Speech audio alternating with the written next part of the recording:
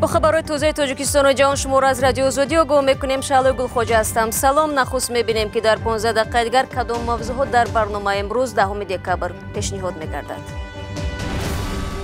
اعتراض در برلین. مخالفین توجیک در نزد سفارت تاجیکستان در آلمان رهایی محبوسان سیاسی و ختم شکنجه زندانیان را طلب دارند.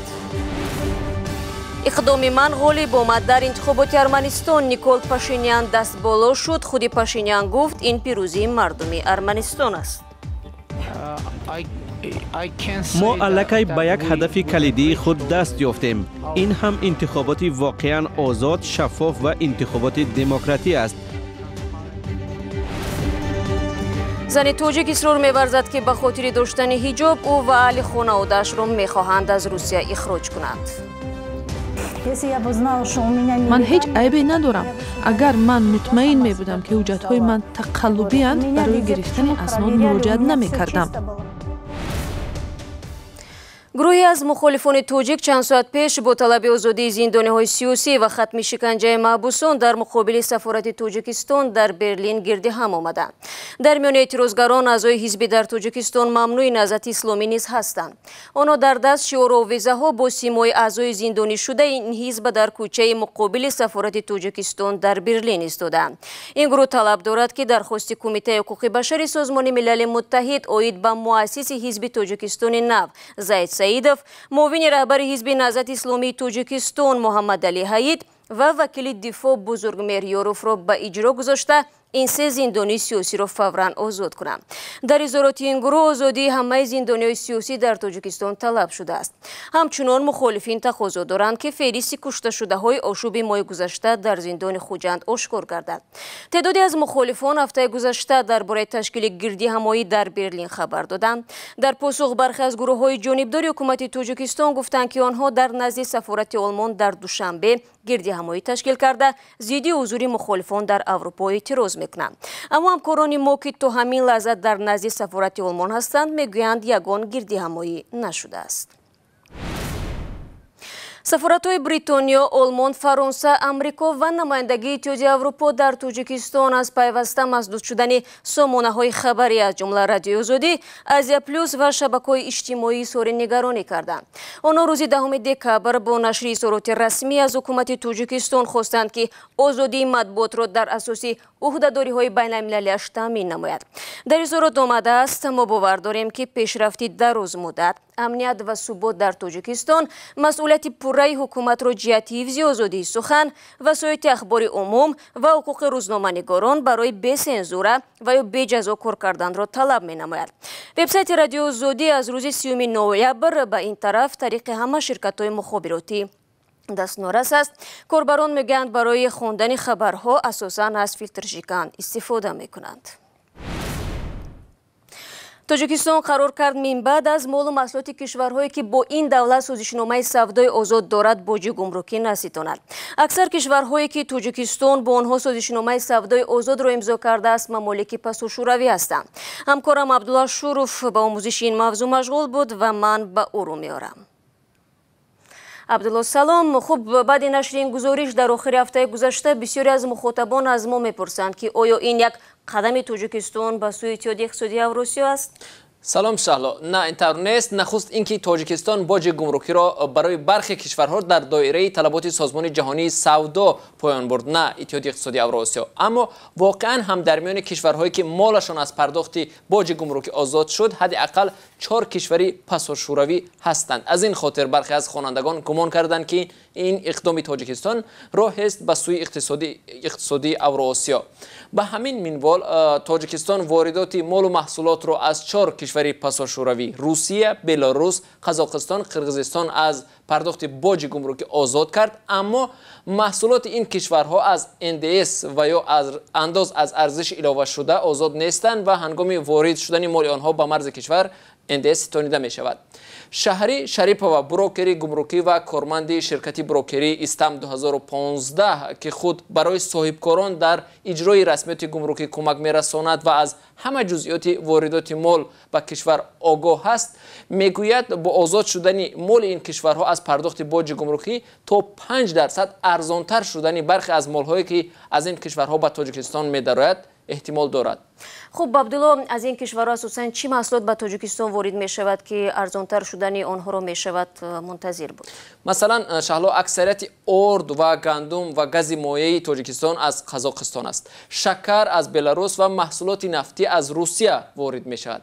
همه این محصولات حیاتاً مهمند. اقتصاددان ها میگویند ظاهراً تاجیکستان با نظر داشت اونه که این کشورها مال و محصولات خوراکواری و نیاز اولیه تاجیکستان را وارد میکنند، مال آنها را از پرداخت باج گمرکی آزاد کرد.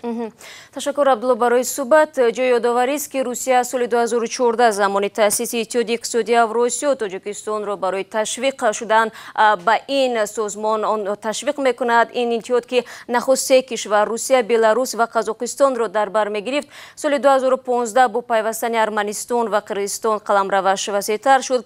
تاجیکستان تا به حال به تشویق‌های روسیه برای پیوستن به اتحادیه اقتصادی اوراسیا میگوید که این مسئله مورد آموزش قرار دارد.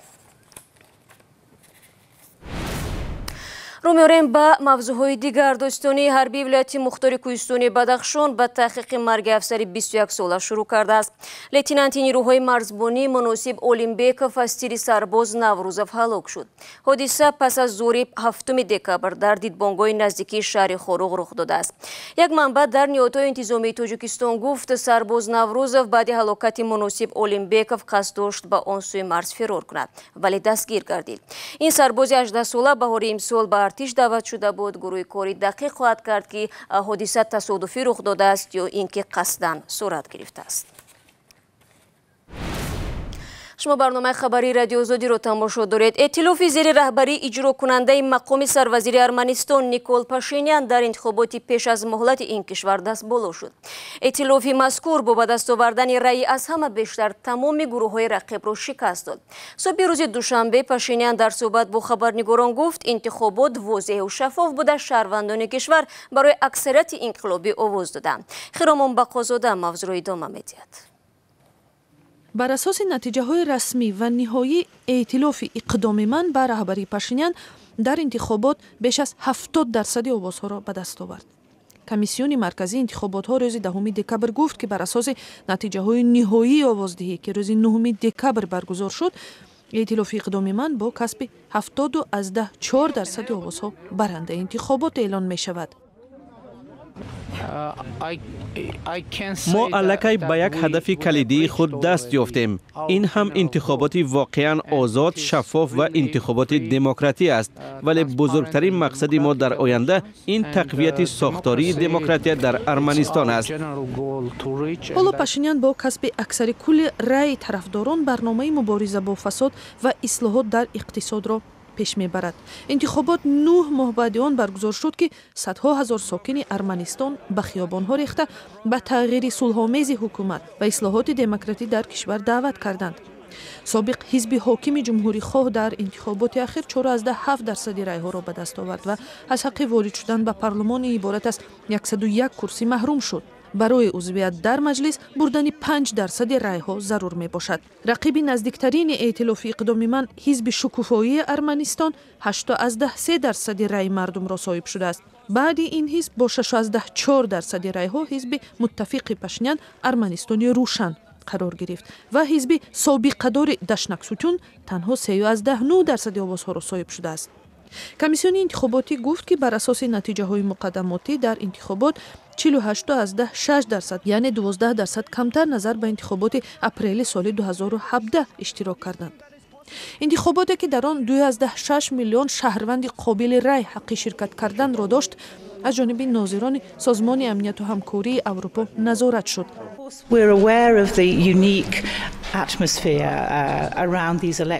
ما درباره محیط بسیار خاص انتخاباتی آگاه هستیم، ولی ما باید کاملا بی‌طرف و مستقل باشیم. ما نمیتوانیم نسبت کدام جانب محبت نشان دهیم. ما در اینجا به خاطر آن آمدیم که موافقت انتخابات را با معیارهای بین المللی و هم قانونهای انتخاباتی ارمنستان نظارت کنیم. شرح و ارزیابی‌های سیاسی را بگذار دیگران کنیم. پاشینیان که میگوید در اندیشه ایجاد یک حکومت آزاد از فساد است و در فکر پیشرفت اقتصادی کشور می باشد، گفته است ایجاد روابط نزدیک با روسیه و هم ایالات متحده آمریکا و اتحادیه اروپا از هدفهای او در مقام رهبری آینده کشور می شود. برنامه رو ادامه میدیم. یک ویلایت تاجیک رو میخواهند از ولایت مسکو روسیه اخراج کنند. نجیبه کلونووا مادر 4 فرزند میگوید در نزدیک 2 ساله در این کشور زیسته است و 2 سال پیش اجازه موقتی استقامت رو به دست آورد. اما حالا مقامات مربوطه او را به آن ابدار میکنند که سندهایش ساخته است و باید روسیه را ترک نماید. مشکلات این خانواده از کجا آغاز شد در گزارشی نوبتی میبینیم. نجیبه چند سال باز در ولایت توله روسیه زندگی می کند. چند پیش اثنای تلاش دریافت حجت مربوط به جای اقامت، نجیبه حجاب پوش مورد توجه کارمند خدمات فدرالی امنیت یا FSB قرار گرفت.